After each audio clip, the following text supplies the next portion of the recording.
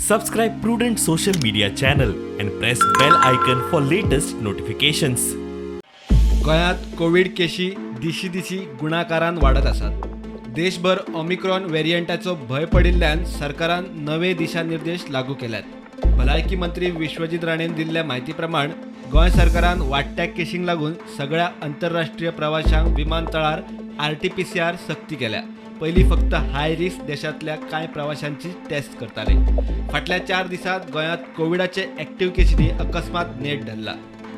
26 डिसेंबराक 25 नवे केशी आशिल्ले ते 30 डिसेंबर मेरेन 261 जाले. जाल्यार एक्टिव्ह केशी 449 वेल्यान 856 जाले. पॉझिटिव्हिटी रेट 2.33% वेल्यान 7.22%. रिकवरी रेट 97.80% वेल्यान 0.22%. इतले मजगती 15 ते 18 वर्सांच्या भुरग्यांक वाशिनीकरणाची तयारी. 3 जानेरासान वाशिनीकरण सुरू. 72,400 कोवॅक्सिन वाशिनां गोंयांत पावली. We will go all the schools. We have around 529 schools reported from our health centers, and ह्या full 529 schools आणि आम्ही वतले. And our average population in this age group of 15 to 18 is around 72,000.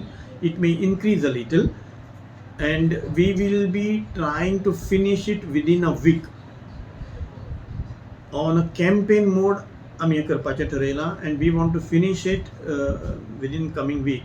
The only reason why we are hurrying is for 2 reasons. One is number of Omicron cases all over India and all over world are increasing significantly. So we want that our children should be protected as early as possible. 10th of Jan 2022, we will be starting vaccinating the healthcare workers, frontline workers and people above 60 with comorbidities. Bureau report, prudent.